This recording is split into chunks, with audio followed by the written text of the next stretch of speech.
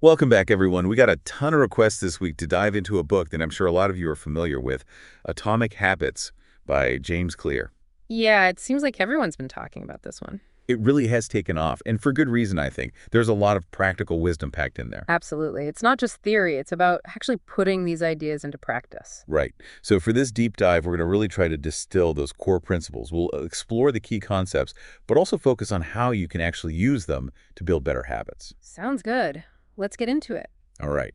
So right off the bat, one of the big takeaways from Atomic Habits, and something we saw a lot in your requests, is the idea that lasting change doesn't usually come from these huge overnight transformations. Yeah, it's not about making some radical shift in your life all at once. It's more about the power of tiny habits. Exactly. Small, consistent actions accumulating over time. Your notes actually reference something called the compound effect. Ah, yes. The compound effect. This is huge. And it's not just that those 1% daily improvements add up linearly. It's that they actually multiply. Yeah. The math on this is kind of mind-blowing. You mentioned that if you improved by just 1% each day for a year, you end up 37 times better by the end of that year. 37 times. Think about that. That small daily tweak leading to nearly 40 times the result in a year.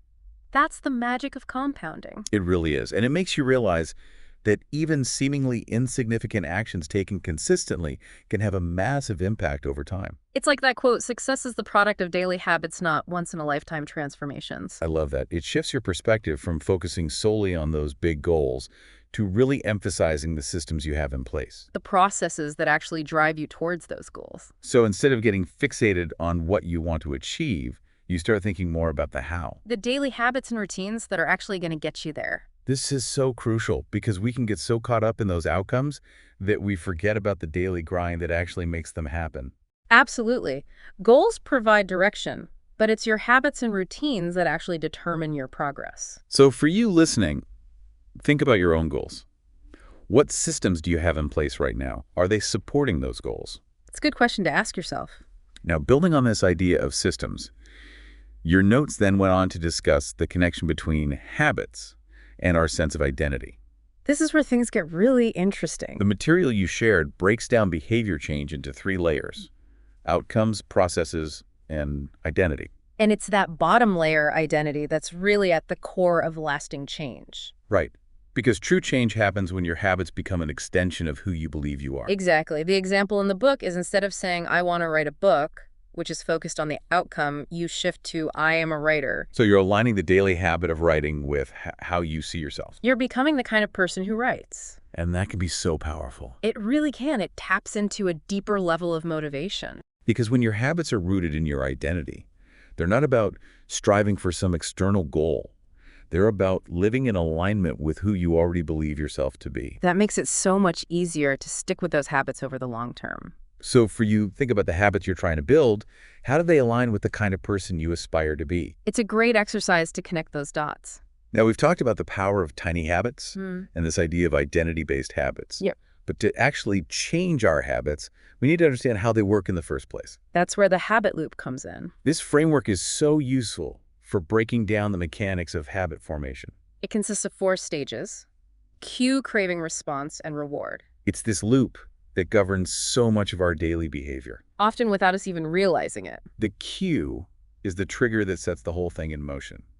It's the signal that tells your brain to initiate a particular habit. The craving is that feeling of desire or wanting that arises in response to the cue. It's the motivational force behind the habit. Then comes the response, the actual action you take, which is driven by the craving. And finally, the reward.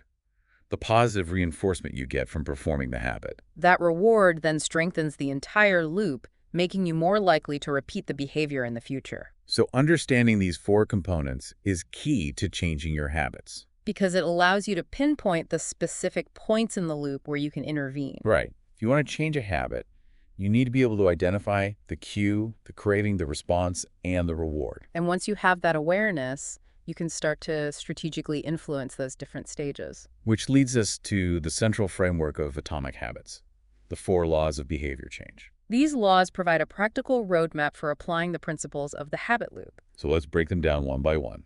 Law number 1, make it obvious. This focuses on the cue stage of the habit loop. The idea is that we're more likely to perform habits that have clear and obvious cues. So the goal is to make the cues for good habits really stand out while making the cues for bad habits invisible. One technique for making good habits obvious is habit stacking. This involves linking a new habit to an existing one. The book gives a great example. After I brush my teeth, I will meditate for 2 minutes. So you're using an existing routine as a trigger for the new behavior. It's like piggybacking on an already established habit. It works because you're tapping into those neural pathways that are already well established. You're not trying to create something entirely new, you're just adding to something you already do automatically. So for you listening, think about a habit you're trying to develop. Is there an existing routine you could stack it onto? What's an after I do X, I will do Y statement that would make sense for you? The second key idea under Make It Obvious is environment design. This is all about shaping your surroundings to support your desired habits. The classic example is making healthy snacks easily accessible while keeping junk food out of sight. It's about setting up your environment in a way that makes the default option the healthy one. So take a moment to look at your own environment. Does it support or hinder your habits? Are there small adjustments you could make to make good habits more obvious and bad habits less appealing? Even small changes can make a big difference. Okay, so we've covered make it obvious. Now let's move on to Law 2. Make it attractive. This focuses on the craving stage of the habit loop. The idea here is pretty simple. We're more likely to stick with habits that we find enjoyable. So the goal is to make those desired behaviors as appealing as possible. One way to do this is through temptation bundling. This is where you link something you need to do with something you want to do. The book uses the example of only allowing yourself to watch your favorite TV show while exercising. It's a way of using the reward of something you enjoy to motivate you to do something that's maybe not as enjoyable, It's like giving yourself a little bribe. but a bribe that actually benefits you. Exactly. So think about your own habits. What's something you need to do that you could bundle with something you really want to do? Another important factor in making habits attractive is our social environment, We tend to adopt the habits of the people around us. especially those we admire or who are part of our social circles. So if you want to build a certain habit, surrounding yourself with people who already have that habit can be a powerful motivator. It's that idea of social proof. Right. We're more likely to do something if we see other people doing it and enjoying it. So think about the communities or groups you're a part of. Do they support your desired habits? Okay, so we've made our habits obvious and attractive. Now for Law 3. Make it easy. This law targets the response stage of the habit loop. The key principle here is to reduce friction, Make the good habit as easy to do as possible. because the easier it is to perform, the more likely you are to stick with it. A simple example is preparing your workout clothes the night before. So you remove that barrier of having to find your clothes and get dressed in the morning. It's about taking those small steps to make the desired behavior as effortless as possible. Another strategy here is the 2-minute rule. This is a great way to overcome procrastination and that initial resistance to starting a new habit. The idea is to scale down the habit to something that can be done in 2 minutes or less. So instead of read for an hour before bed, it becomes read 1 page. The point isn't to only read 1 page. It's to make the starting point so easy that you actually do it. Because once you get started, you're much more likely to keep going. It's all about building that initial momentum. And remember, habits are built through frequency, not duration. It's better to do something consistently, even if it's for a short amount of time, than to do it rarely for long stretches. So think about the habits you're trying to build. What are the points of friction that make it harder to get started? And how can you use the 2-minute rule to make those first steps super easy? Okay, we're on to the final law.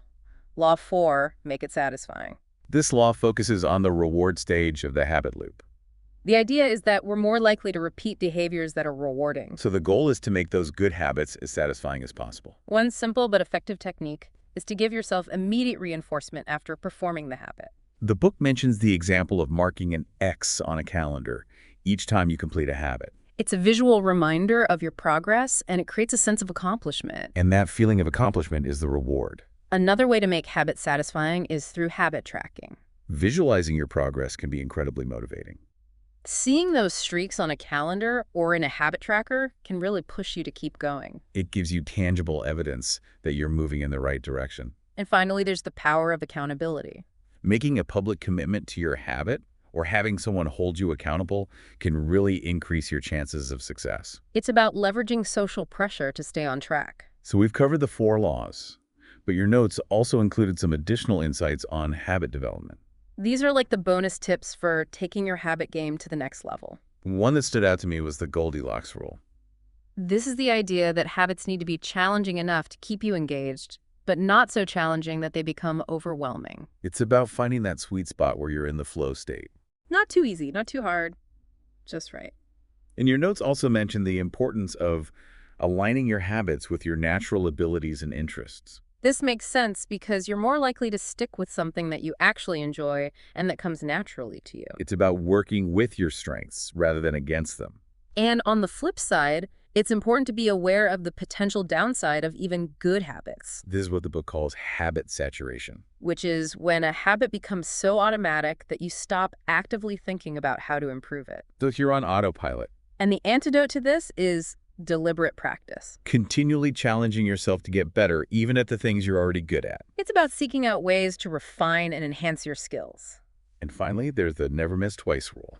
This is a fantastic strategy for dealing with those inevitable slip-ups that happen to all of us. The idea is that missing one day is okay. It's just a mistake. But missing 2 days in a row starts to create a pattern. So the goal is to get back on track as quickly as possible. It's about long-term consistency rather than perfection. So as we wrap up this deep dive into atomic habits, the core message is clear. Small, consistent changes over time lead to remarkable results. We've explored the power of those tiny habits, the importance of aligning them with your identity, and the practical framework of the 4 laws of behavior change. We've also touched on some advanced strategies for optimizing your habit development. So now it's time to put these ideas into action. Think about one small habit, something that would take you less than 2 minutes to do that you could implement today. And consider how that seemingly insignificant action, if performed consistently, could compound over time and potentially even start to reshape your sense of self. Thanks for joining us for this deep dive into atomic habits. We'll see you next time. See you then. Bye. Bye.